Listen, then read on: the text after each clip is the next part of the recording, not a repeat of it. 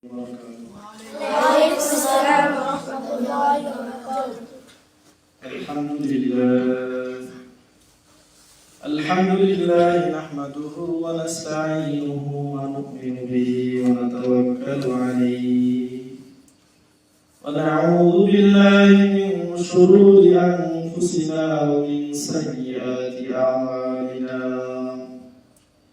من يهدي الله فلا مضل له ومن يضلله فلا هادي له ونشهد أن لا إله إلا الله وحده لا شريك له ونشهد أن سيدنا وسندنا وحبيب طبيب قلوبنا وأولانا ومولانا محمدا عبده ورسوله أرسله بالحق بشيرا ونذيرا بين يدي الساعة أما بعد فأعوذ بالله من الشيطان الرجيم لقد جاءكم رسول من أنفسكم عزيز عليه ما عنتم حريص عليكم بالمؤمنين رؤوف رحيم. قال رسول الله صلى الله عليه وسلم من أحب سنتي فقد أحبني ومن كان معي في الجنة صدق الله العظيم.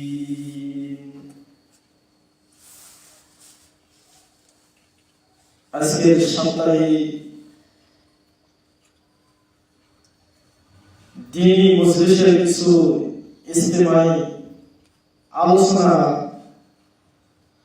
কিঞ্চিত পরিমাণ আল্লাহ রাসূলের সম্মুখে আলোচনা করব, বেশি লম্বা করব না। আল্লাহ তাআলা পবিত্র কোরআনে বলেন قل إن كنتم تحبون الله فاتبعوني يحببكم الله ويغفر لكم ذنوبكم والله غفور رحيم. আল্লাহ তাআলা বলেন, কুল হে নবী, আপনি আপনার উম্মতদেরকে বলে দিন, ইন কুনতুম তুহিব্বুনা আল্লাহ ফাত্তাবিউনি, কেউ যদি আমাকে ভালোবাসতে চায় তাহলে সে যেন আপনি নবীকে ভালোবাসে। আল্লাহ রাসূল সাল্লাল্লাহু আলাইহি ওয়াসাল্লাম সাহাবীদেরকে কি রকম ভালোবাসতেন সেই বিষয়ে আজকে আমি আলোচনা করব সংক্ষিপ্ত। হযরত বিলাল রাদিয়াল্লাহু তাআলা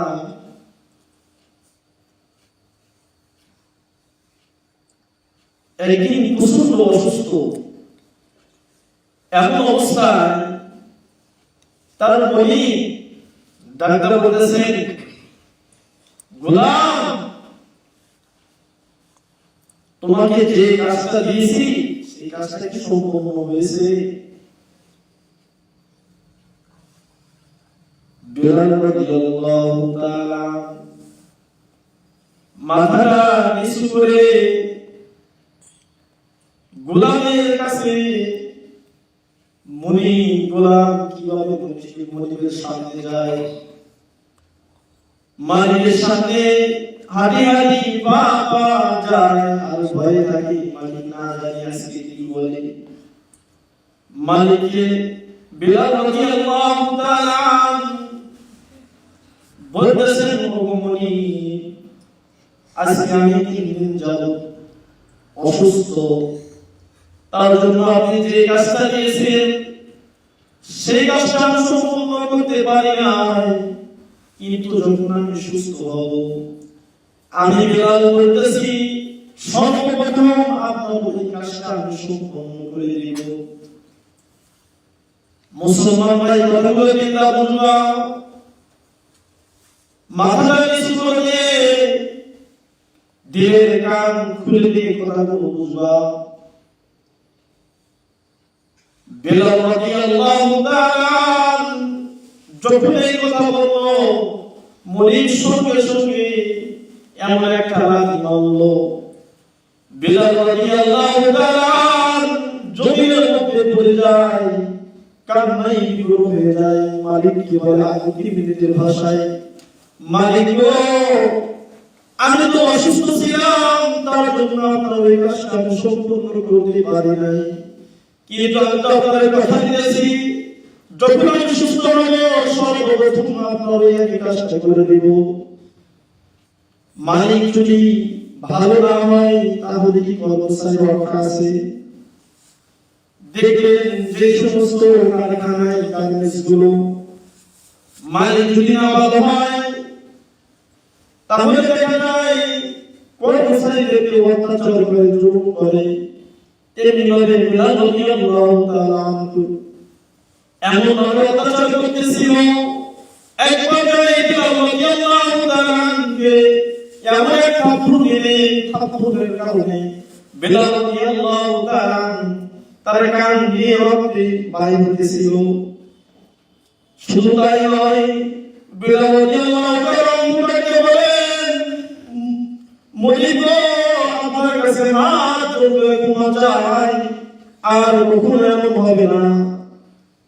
মালিককে বলে, গোলাম তো পাচ্ছিল, গোলাম তুই একজন গোলাম, আজকে দেখে আমার বাড়ি দরজা তোর জন্য বন্ধ, তুই আমার বাড়ি থেকে বাইরে হয়ে যা। বেলাল রাদিয়াল্লাহু তাআলা কোথায় যাবে, কার কাছে যাবে, কোনো চিন্তা ভাবনা করে পাইতেছিল না। যাইতে যাইতে রাস্তার মাঝ বরাবরে থেমে গেলেন এবং বসে বললেন এবং কান্না করতেছে মনের দুঃখে। রাস্তা দিয়ে অনেক মানুষ যায়। বেলাল রাদিয়াল্লাহু তাআলা আনহুকে জিজ্ঞাসা করে, কি গোলাম কান্না করো কেন? তোমার গান দিয়ে রক্তে ছাপ কেন? তোমাকে কে মেরেছে?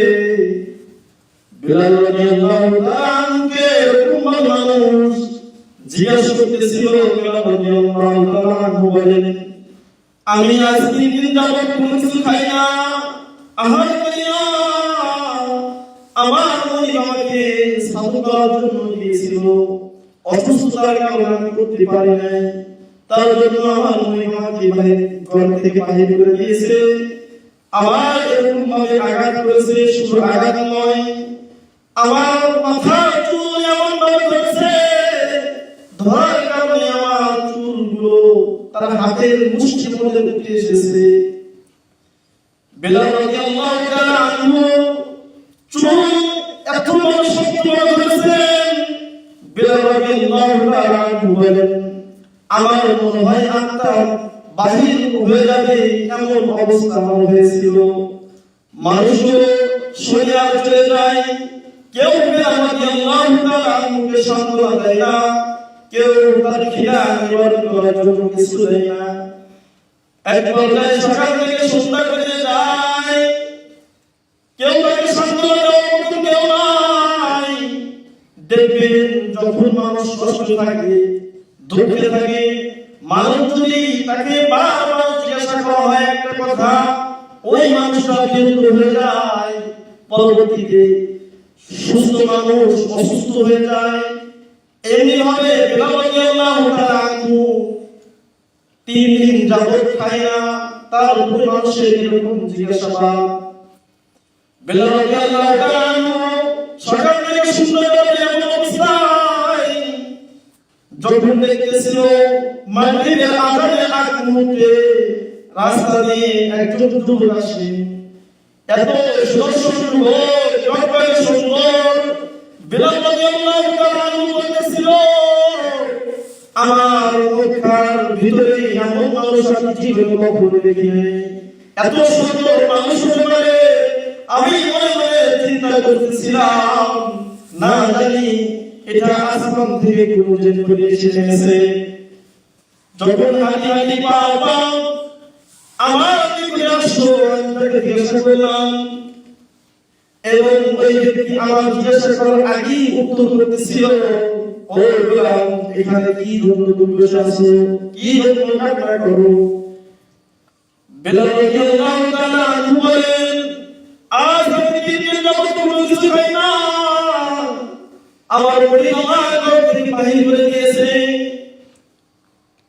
আল্লাহ রাসূল সাল্লাল্লাহু আলাইহি ওয়াসাল্লাম যখন এই কথা শুনলেন, শোনা মাত্র রাসূল সাল্লাল্লাহু আলাইহি ওয়াসাল্লাম বিলাল রাদিয়াল্লাহু তাআলা কোনো প্রশ্নের উত্তর দিলেন না, সঙ্গে সঙ্গে তৎক্ষণাৎ সামনের দিকে হাঁটতেছিল, পিছন থেকে বিলাল রাদিয়াল্লাহু তাআলা ডাকেন এবং বলেন, আরে ভাই,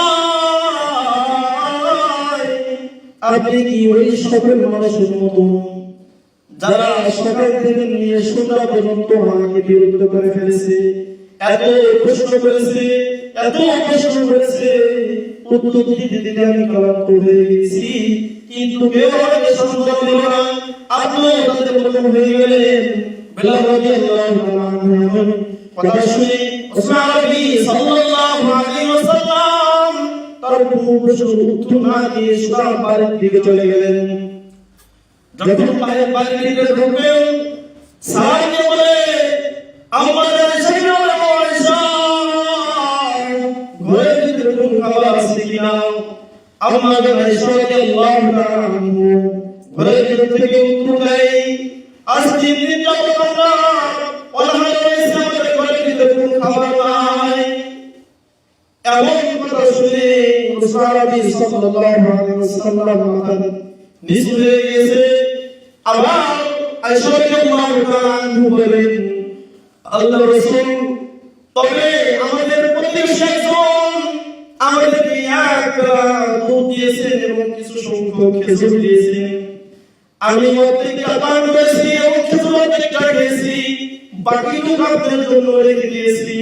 রাসূল সাল্লাল্লাহু আলাইহি ওয়াসাল্লাম আমাদের আয়েশাকে বলেন, আয়েশা জানলি, রাস্তার এক পাশে আমি এক বিক্ষুব্ধ দেখলাম, এক গোলামকে দেখলাম, আজ 3 দিন যাবত সে কোনো খাবার খায়নি। আমার খাবার থেকে ওই মুরগির খাবার, ওই গোলামের খাবার বেশি প্রয়োজন। আমাদের আয়েশা বলে, ইয়া রাসূলুল্লাহ, আজকে আপনি 3 দিন যাবত কোনো কিছু খাননি, আপনার তো খাওয়া দরকার। রাসূল সাল্লাল্লাহু আলাইহি ওয়াসাল্লাম বলেন, আয়েশা না,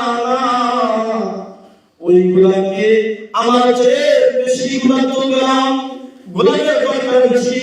রাসূল সাল্লাল্লাহু আলাইহি ওয়াসাল্লাম হাঁটি হাঁটি পা বিলাল রাদিয়াল্লাহু তাআলা আনহুর কাছে যাইতেছিল। যখন পথের মধ্যে দেখলো বিলাল রাদিয়াল্লাহু তাআলা আনহু দেখেন, কি ব্যাপার, আবার ফিরে গেছে। এই অবস্থা দেখে বিলাল রাদিয়াল্লাহু তাআলা আনহু বলেন, এবার মনে হয় আমার জন্য কিছু নিয়ে এসেছে। যখন বিলাল রাদিয়াল্লাহু তাআলা আনহুর নিকটবর্তী এসেছে, রাসূল সাল্লাল্লাহু আলাইহি ওয়াসাল্লাম বিলাল রাদিয়াল্লাহু তাআলা আনহুর রক্তটাকে নিজের চাদর মোবারক দ্বারা এরকম ভাবে মুছে দিতেছিল এবং বিলাল রাদিয়াল্লাহু তাআলা আনহুকে দুধ পান করাইতেছিল, খেজুর গুলো খাওয়াইতেছিল। বিলাল রাদিয়াল্লাহু তাআলা আনহু বলেন, আমি এমন ভালোবাসা মক্কার বুকে আমি আর কারো থেকে পাইনি, এমনকি আমি শিশুকালে মাকে হারিয়েছি, মার থেকেও পাইনি। আমি একজন গোলাম, এই সৌন্দর্য, এত সৌন্দর্য আমি জীবনে কখনো দেখিনি। এই আমার এত ভালোবাসতেছে, কি জন্য মায়া করে? মায়া করে এই জন্য করে, তিনি তো নবী তো মায়া করার জন্য দুনিয়াতে এসেছে। কারণ পবিত্র কোরআনে আল্লাহ তাআলা বলেন, লাকাদ জাআকুম রাসূলুম মিন আনফুসিকুম আযীজুন আলাইহি মা আনিতুম হারিসুন আলাইকুম বিল মুমিনিনা রাউফুর রহিম। আল্লাহ তাআলা পবিত্র কোরআনে বলেন, দুনিয়ার মধ্যে তোমাদের জন্য নবী দিয়েছি যে নবী কিনা তার জানের থেকে তোমাদেরকে বেশি ভালোবাসে, তার নিজের জীবনের থেকে তার উম্মতদেরকে বেশি ভালোবাসে। শুধু তাই নয়, এদের দৃষ্টান্ত বেলাল রাদিয়াল্লাহু তাআলা আনহুর খাওয়া শেষ। বেলাল রাদিয়াল্লাহু তাআলা আনহু ডাকতে বলে, গোলাম তুমি তো এই অবস্থা যাইতে পারবা না, কপালে হাত দিয়ে দেখেন ভীষণ জ্বর, এই জ্বর নিয়ে কিভাবে যাইবা?